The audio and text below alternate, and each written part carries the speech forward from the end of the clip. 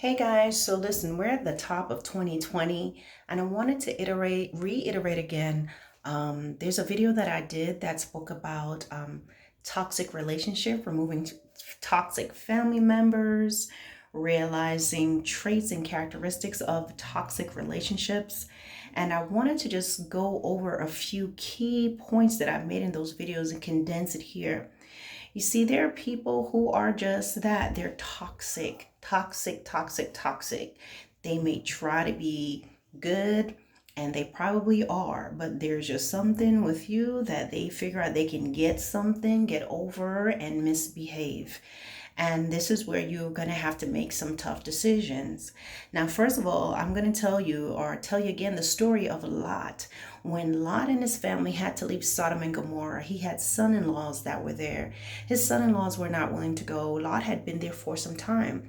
And when God was getting ready to destroy Sodom and Gomorrah, Lot kept hanging around. It was to the point that the angels of the Lord had to grab him and his wife by their hands and pull them outside the city gates. And the last thing that the angels said to them is, listen, do not look back. But what happened? As they were going, Lot kept looking forward, and his wife decided to look back, and she got destroyed, right? She became a pillar of salt. And so a lot of times we do what? When it comes to family, when it comes to people that are close to us, or even relationships that's not healthy, we tend to want to hang around and not want to let go when God is ready to destroy, when God is ready to do away with that relationship. It is time for you to move forward and stop looking back.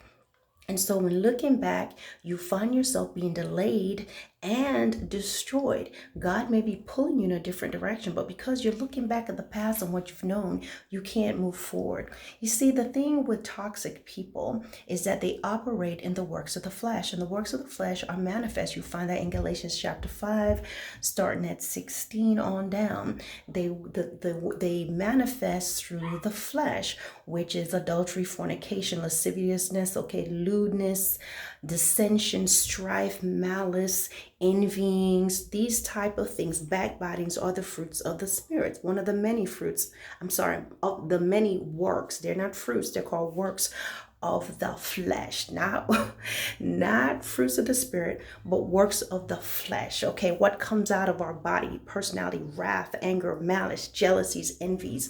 These are all the works of the flesh, right? And so these individuals that operate, toxic people operate in the works of the flesh, right? And so what they do is they're attracted to your fruits. So the fruits of the spirit, which is what? The fruits of the spirit is what? Joy, peace, long suffering, gentleness, meekness, kindness, patience, etc., right? And what's happening now? Before we got saved, we were working in the flesh and we were manifesting the works of the flesh. But when God changes you, He starts to bring to, and His Spirit changes you, the fruits of the Spirit will manifest. Well, these individuals get either drawn by it or jealous of it. And sometimes their whole aim is to prove that your fruits ain't real. And I'm going to show you that you just like me. Or to what? Cleave to you and drain you of whatever fruits that you have of God, right? And they just want it. They just want to take it. They want to pick it. They want to squeeze it. They want to just drain you and have nothing to give. And it is very important that you remove these individuals from your life, because according to Ephesians 6, it tells us that our battle is not against flesh and blood, but it's against principalities and powers and the rulers of the darkness of this world and spiritual wickedness in heavenly places. So you got to stop looking at this my mama, this my daddy, this my cousin twice removed, this is my boyfriend, this is my girlfriend, this is, oh, I love him, I love her. You have got to realize that Jesus said, if you don't love me more than mother and father, you're not worthy of me. Now, that never meant that God wanted us to be, God's not trying to divide us and keep us from our family, but the priority is as far as who is on the throne of our heart. It's very important to keep that. You may have a husband, a wife, your brother, your sister, your family, your children, but they should never be first before God. Now, some of you may say, I can't get with that. Okay, then you ain't ready for this walk, because God doesn't expect you to to disrupt your family and to hate your family, but there must be that priority. So what's happening is a lot of people don't have that priority with family, friends, loved ones, close individuals to them.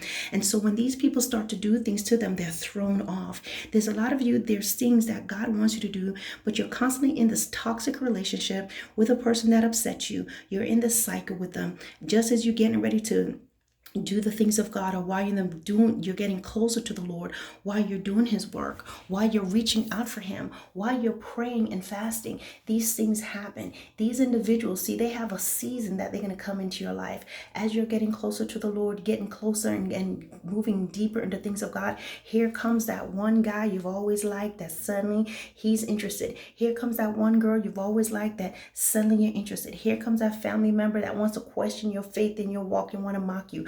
Or here comes that situation, you pick up the phone and you try to get close to mom and dad, and you try to get close to your uncles and your aunties and your cousin, and you find yourself in this vicious cycle of getting your feelings hurt, of having things done to you, having things said to you, and now you're sad and you're upset. Now you're running to God again, broken, hurt, your feelings hurt.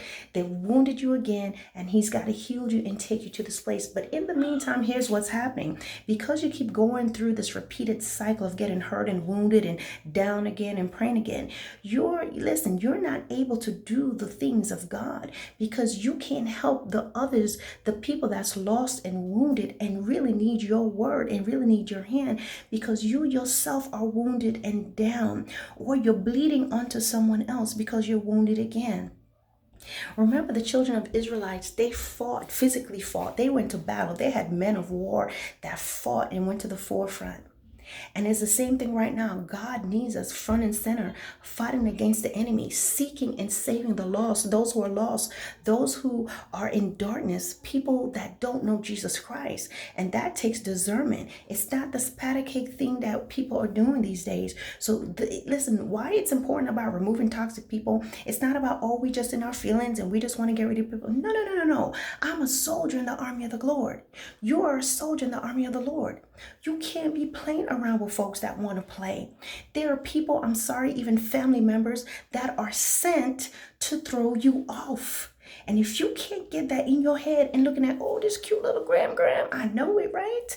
But sometimes there are people who are sent. Your own kids could be sent. Your own family members can be sent. And the reason why they're sent is not even because they're bad people, but sometimes they're in darkness. And when you're not obeying God and you're not doing the things of God, you can be used even against those you love. So you and I have to be what? Wise as serpent, right?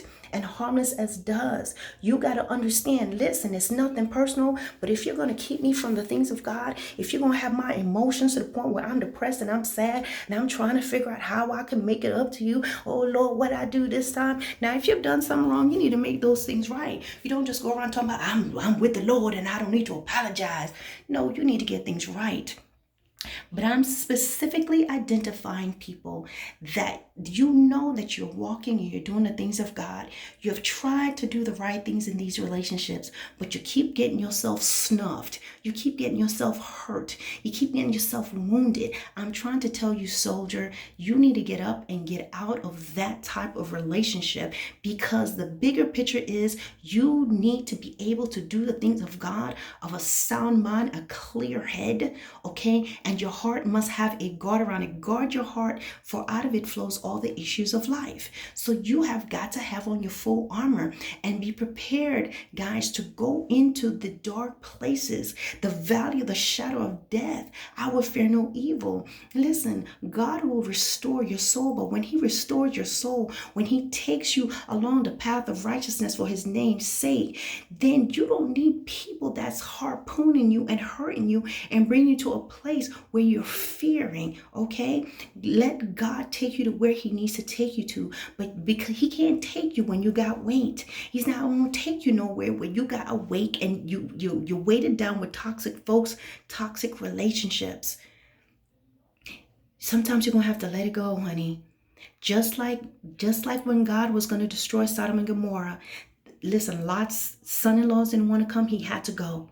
You have to go. You have things to do. There's a higher place that God wants to take you, but you're never going to get there as long as you're holding on to toxic people. Get your priorities, guys. Get your priorities straight. See the bigger picture, the clearer picture. Stop going off of emotions like, oh, I can't. Listen, you can. You can, because they don't think twice to do things to harm you and to hurt you. It's not about forgiveness or having unforgiveness. It's about using wisdom and being clear. A pattern can do it for the Lord to do his work and mighty acts through you. All right, guys, I hope this makes sense. Don't forget to like, share, and to subscribe. You can also check out those videos that I had about toxic relationships. All right, you can just type it in and you'll find it. All right, guys, don't forget to like, share, and to subscribe. Peace out.